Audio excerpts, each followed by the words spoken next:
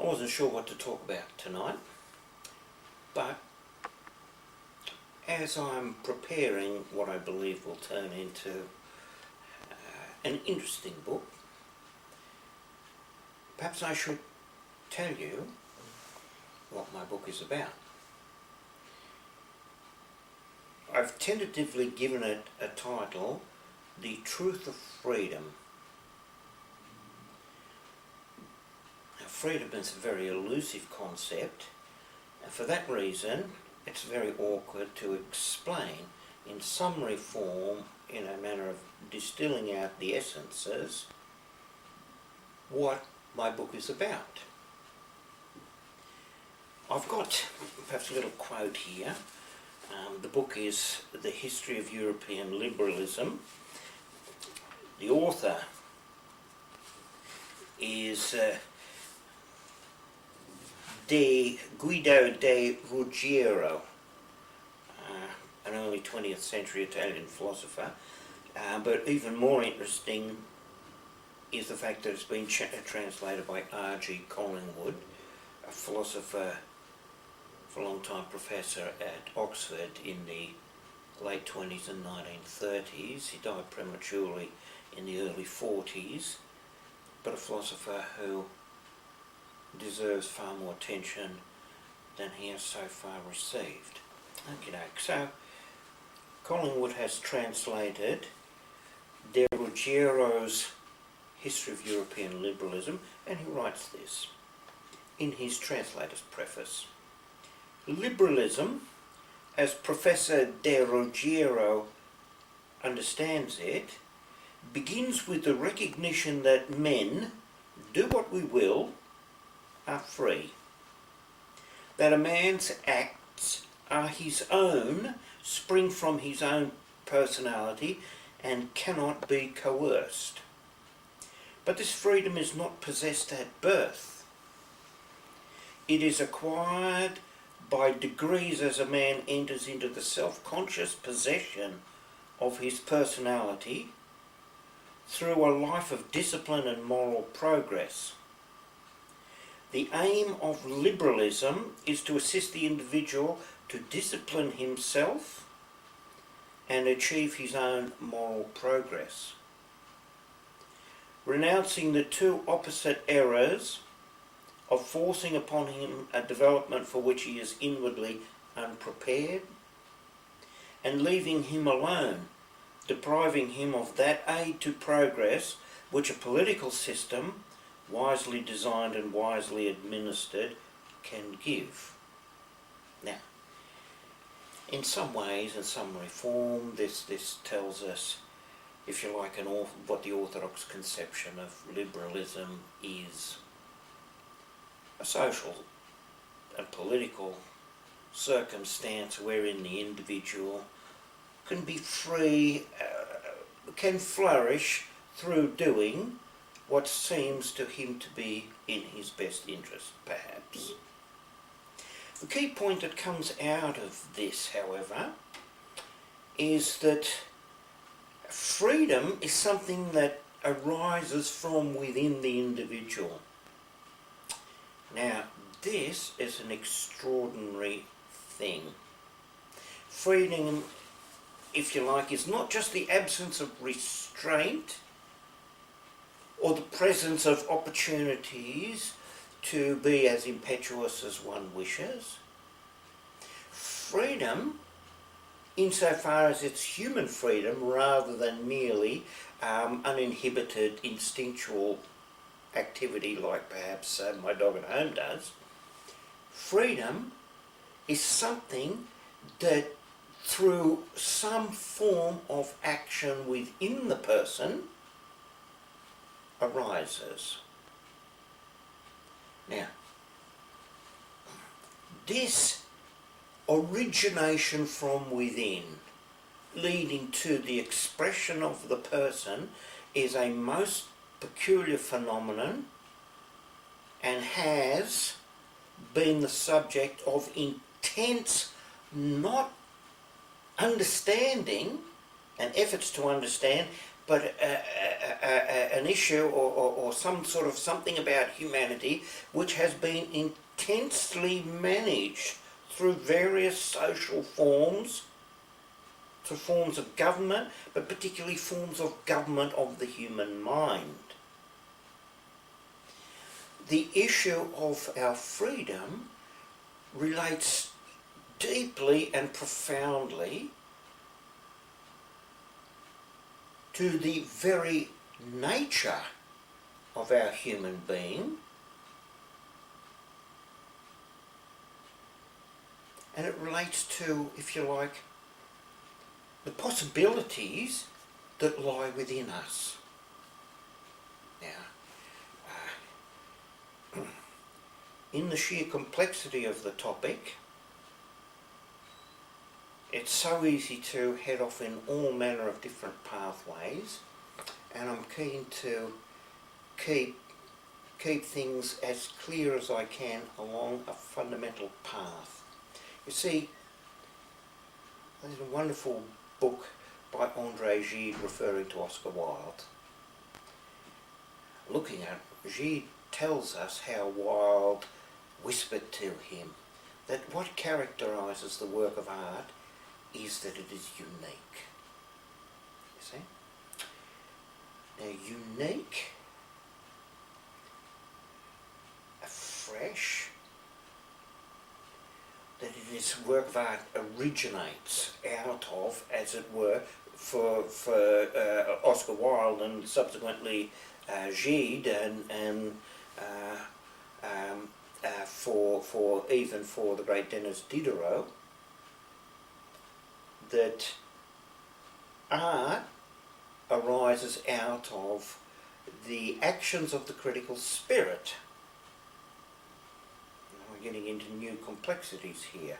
But the critical spirit within us, moving, if it gives rise to art, it gives rise to newness, freshness, uniqueness. If it is unique, it has not been here before. The fundamental issue connected with our human freedom is, can we create the truly new? Now we open all sorts of doors, because the truly new could bear upon all the contents of our mind. In the truly new, to generate the truly new, it could be said that we author that which is new. Shakespeare authors his plays.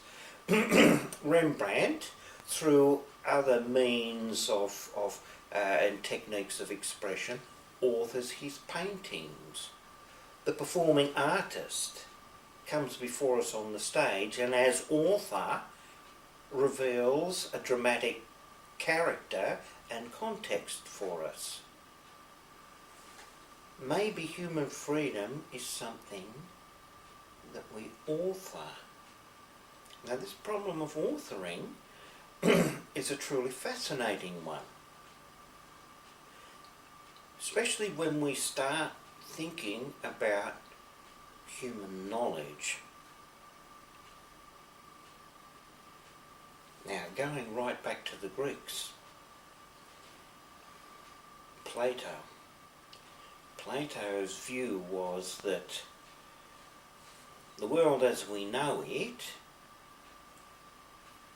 is, as it were, an expression of, or a reflection of, the eternal ideas.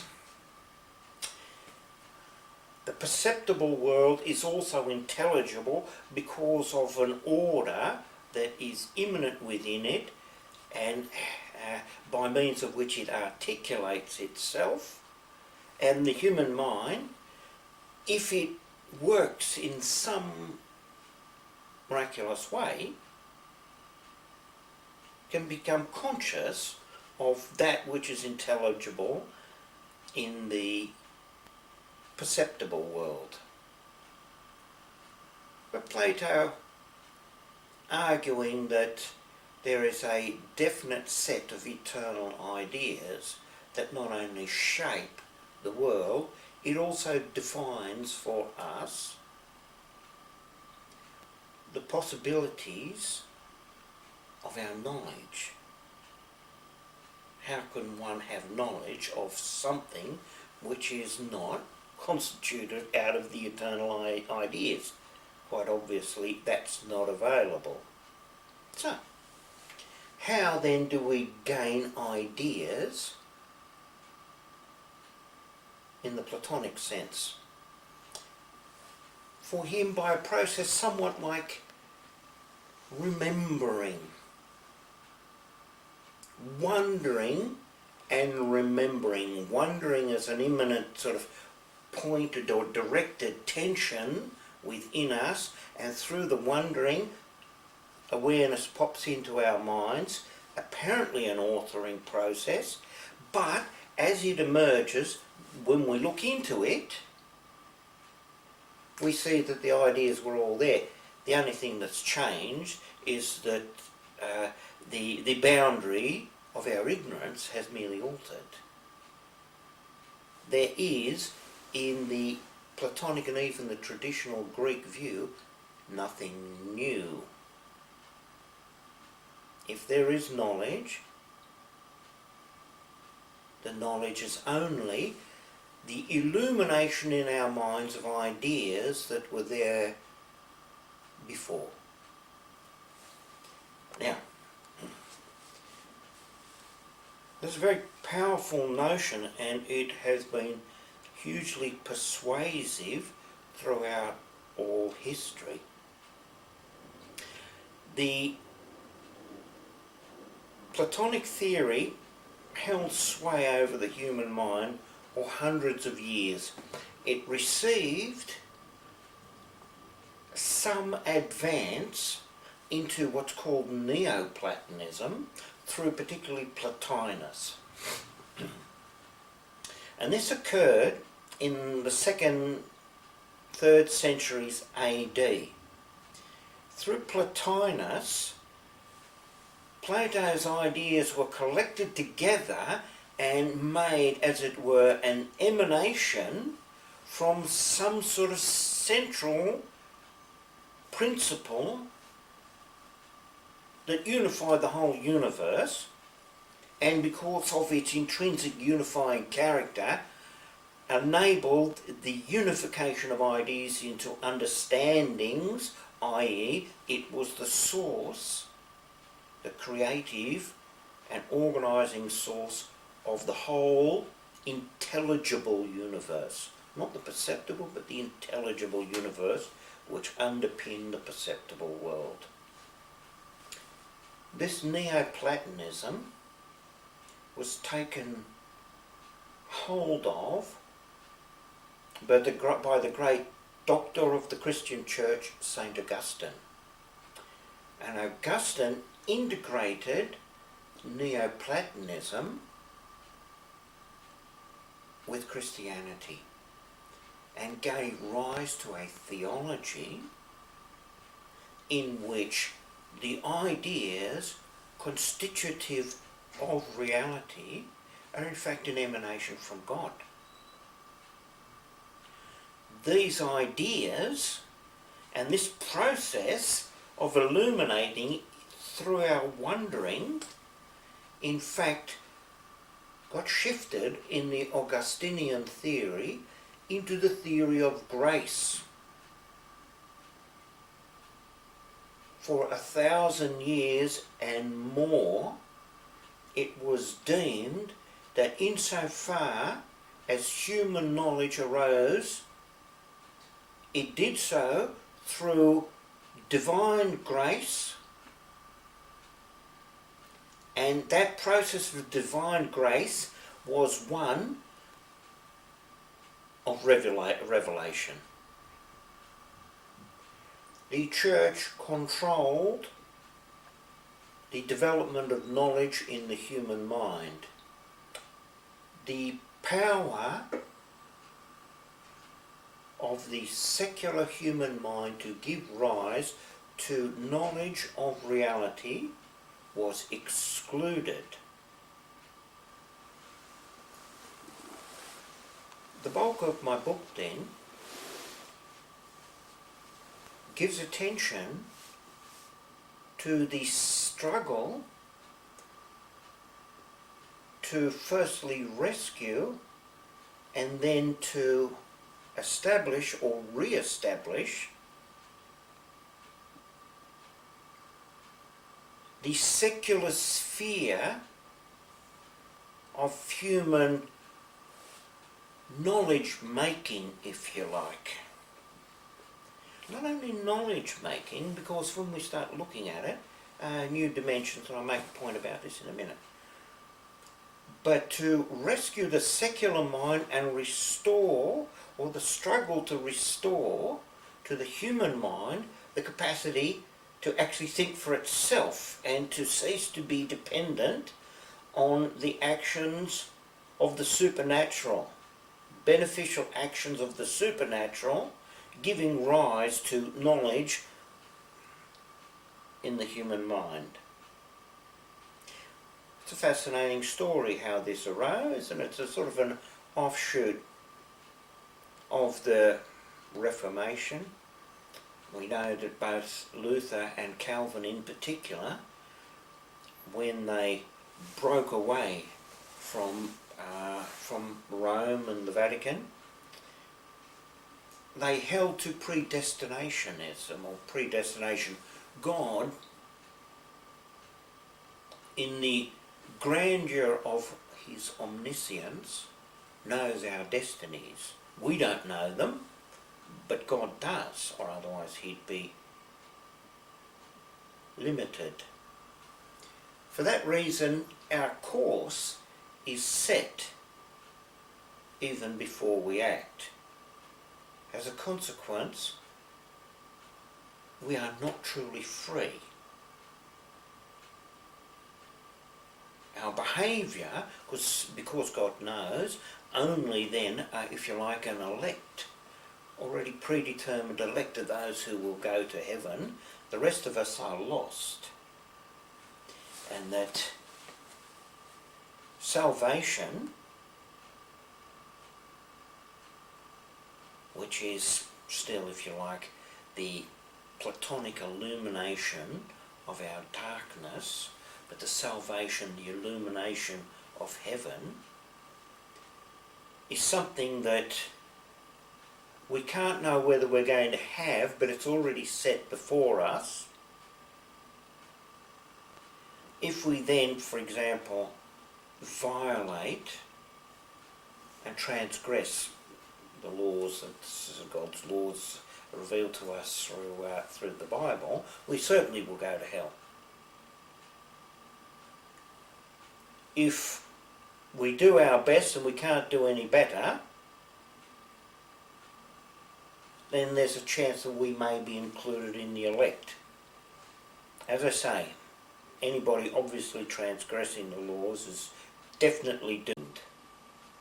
This ushered in, as a sort of an interesting consideration, this ushered in a period and a kind of a culture, subculture known as Puritanism. Now, the upshot of all of this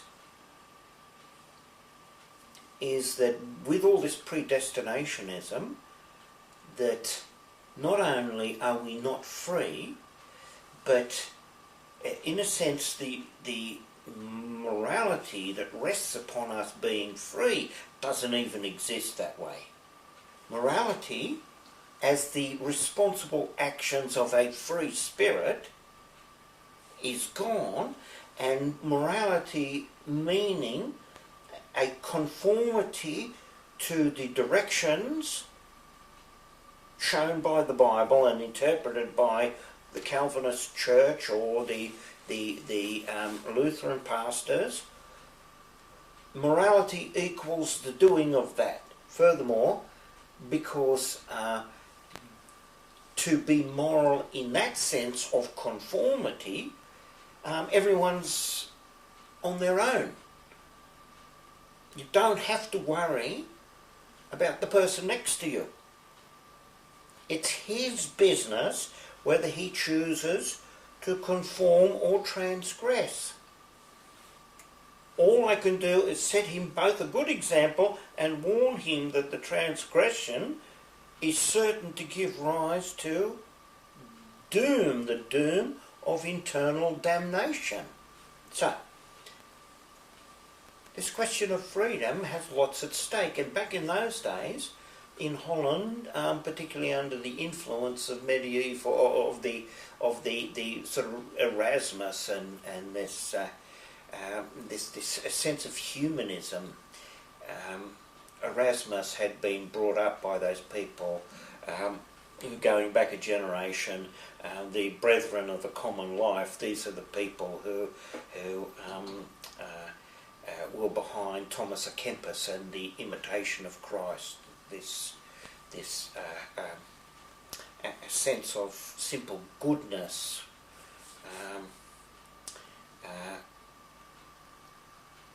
Through this influence of Erasmus, Arminius, in the late 1500s in Holland, urged a view that perhaps we are more fundamentally free in that we can make choices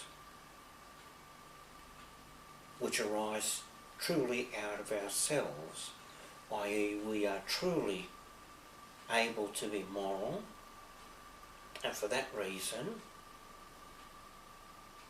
we are more truly to be valued as products of the creation, if you like. So, the remonstrance, this emergence in Holland of a new affirmation of human freedom at a different level. Most profoundly represented through Spinoza and Rembrandt, and Spinoza in particular,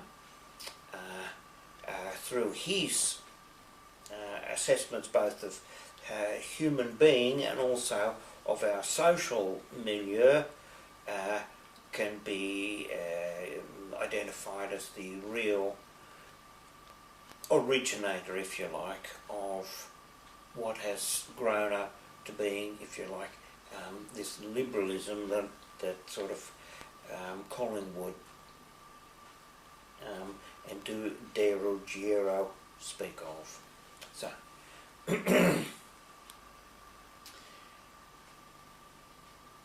in Spinoza, there is defined, and this was the issue all along, is there a capacity within us which is secular, where we can form consciousness out of ourselves, which is knowledge or which is morally meritorious, and which, in coming from ourselves, is not provided to our mind through the process of grace and divine revelation. Once again, the issue is, what is human being? How free are we? How thoroughly and fundamentally do we author our own actions? That's the question. And this fundamental question, the history of the attempts to answer and the building up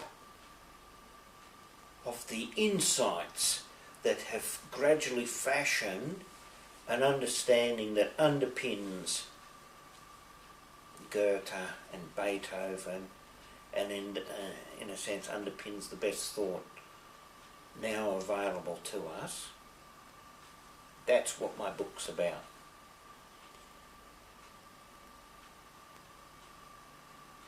Part, I believe, of our being the fullness of ourselves is being true to the potential of our being free, and that understanding is in itself a liberating development within us.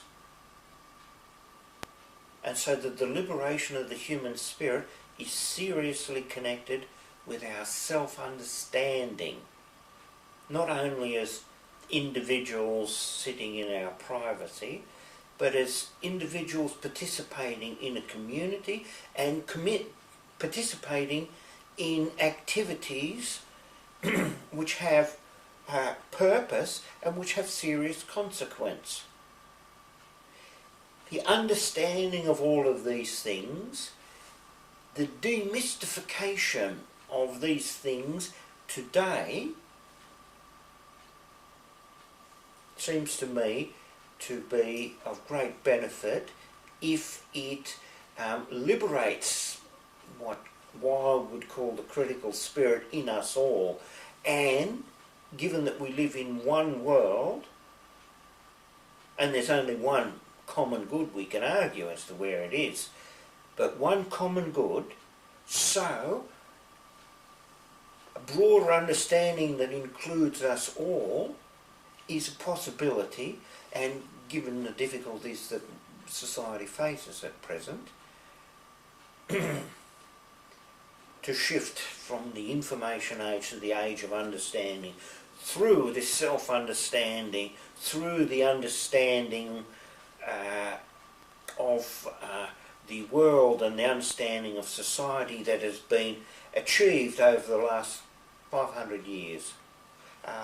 The demystification of that and the gathering of that together so as to constitute self-understanding and the foundation of self-understanding, and the recognition and liberation of our powers is, that's not only what my book's about, but that's its purpose, to contribute to that movement. There we are.